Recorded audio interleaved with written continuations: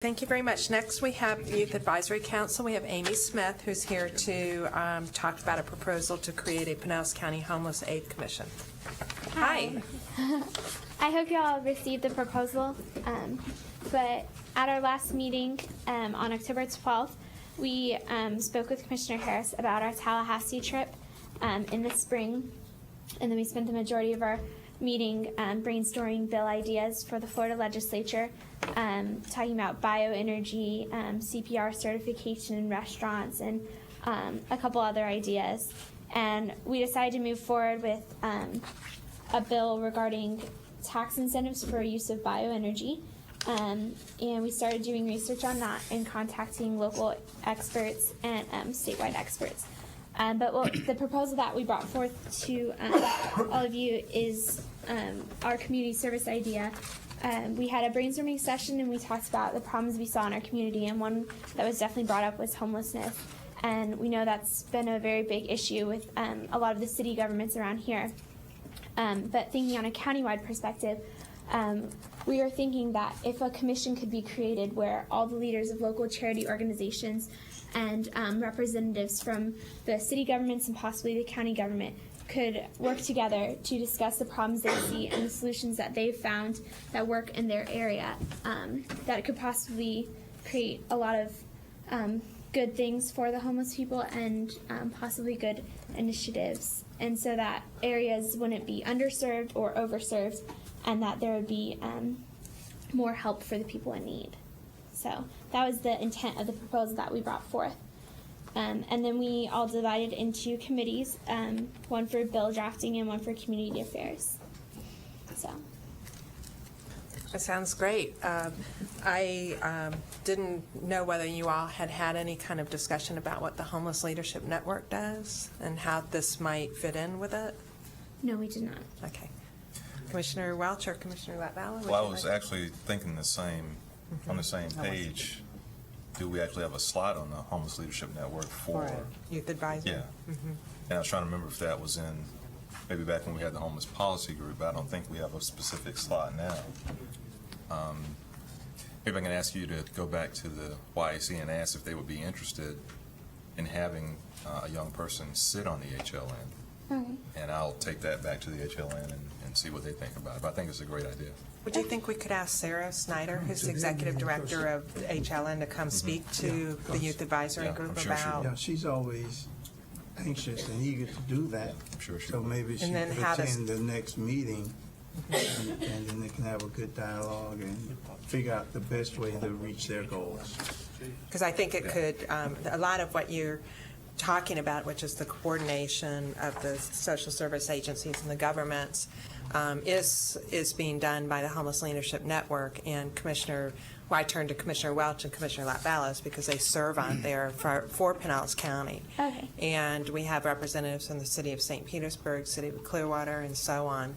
And but you had additional ideas that I think would be really great to take to the Homeless Leadership Network. I really liked your idea about the website with listing opportunities, and so having Sarah come and talk with you all, I think you might be able to come up with ways that this could all mesh together.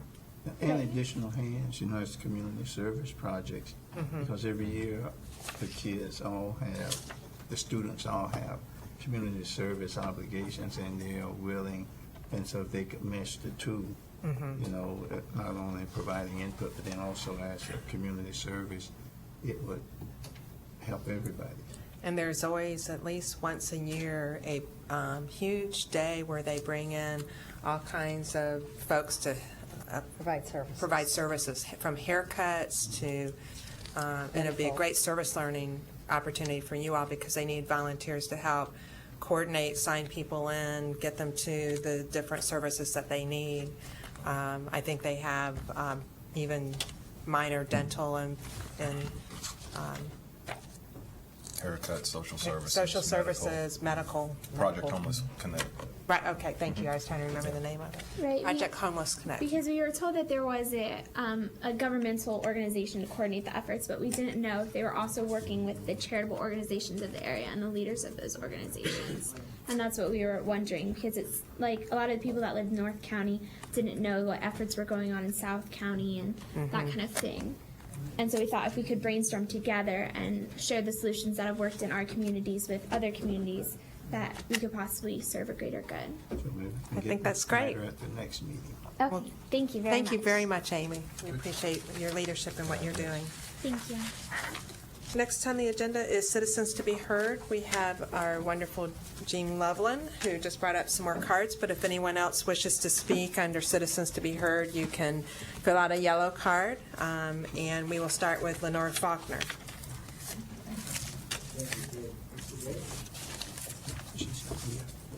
She's over there.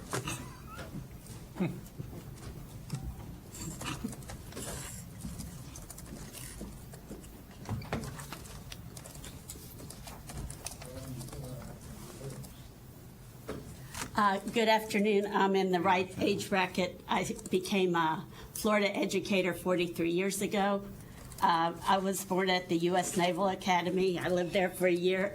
I went to an Army-Navy game in 1945, and I'm a Florida Gator. I will become the Pink Navigator. I'm willing to take the United States, Florida, and Pinellas County into the next decade. We have done a terrible job this decade in Pinellas County. We did the digital kids experiment. My school, my son, and myself fell through the cracks. They're not into teachers, students, or schools anymore, just buying more and more technology. Good afternoon, Commissioners. Thanks, Commissioner Maroney and Commissioner Harris, for caring about Pinellas students.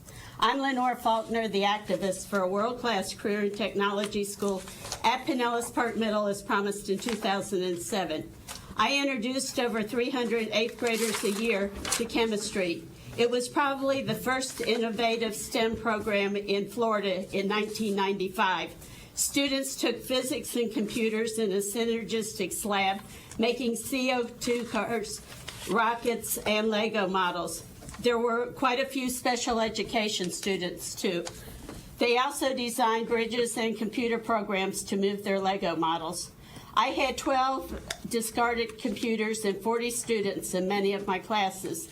We had 4 different activities, 2 computer activities, 1 microplate lab, and 1 research activity going on each day. The students would do an activity a week and move to the following week. Self-discipline for all was the key, and high expectations. I went to Catholic school for 12 years, and self-discipline has to be in the classroom, and the school board, and the superintendent. By the second year, we were a celebration at the Bellevue Mido.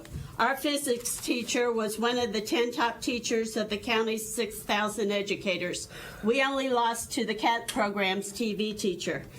In October 1998, I was diagnosed with an advanced case of breast cancer, which was in 7 of my lymph nodes.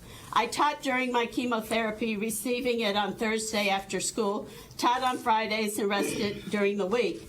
My surgery week was in November. My principal joked and said I could not get out of school because I signed up for National Chemistry Week celebration.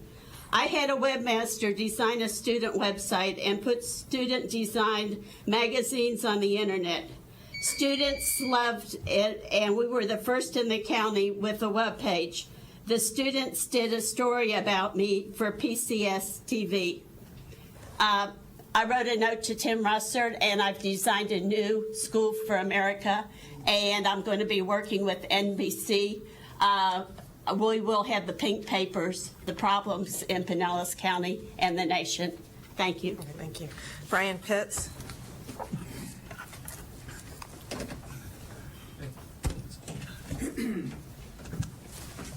Thank you very much. Brian Pitts, St. Petersburg. The homeless issue was brought up, and that's in the card industry. So, yeah, I know about the homeless network. I know about PCCH too. Interesting that you brought it up. So apparently they saw that those agencies ain't cutting. Because you would have clearly seen that PCCH is doing something and HLN is doing something. You know those acronyms for. Now, you might as well go ahead and shut up or shut down Pinellas Coalition of Homelessness. For years they've been trying to do this. Finally, they got their 10-year plan. But I've been to some of their meetings, and all those persons are interested in is the funding that they get, and then they go back to their silos. You can shut that down.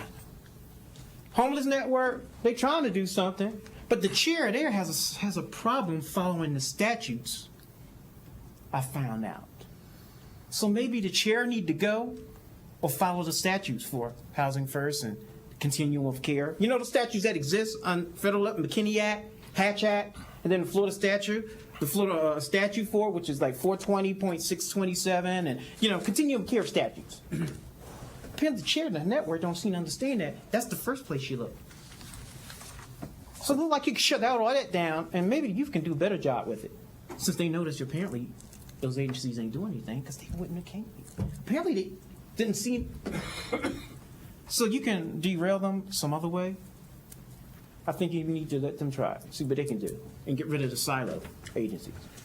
And I'm not going to have enough time. I was going to deal with economic development reinvestment, but I'll start and I'll come back again with part 3, economic development.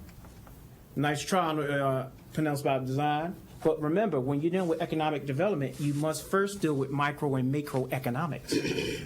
You find out that education is not always the solution. Because, that's what they're talking about in counties and the state now, education. No, wait a minute, no. Let's go back to business administration and those who took courses on economics. And when you look there, you see that education was not always the issue. It could be part of it. Now, with that being the case, starting out with micro and macroeconomics, that means you go to the businesses, the big and the small. Jabil and E. Mason is an upcoming small company. League of Cities, Council 100, talk to those people, Chamber of Commerce. Most do that with the Chamber of Commerce, Better Business Bureau. Find out what's going on there. Then you come back into the businesses, okay. Remember Reaganomics? It was lesser taxes or none at all on businesses, deregulation, and then cheap financing for funding if businesses need it. That's what got Reaganomics so good. Let's go back to that. Only problem with Reaganomics? He didn't have a major of what happens when it gets out of hand or you have corruption. So that was the only thing missing in Reaganomics. And I'll be back with that because y'all lost some economic development. The state and all. But thank you, Mark. Mark Clutho.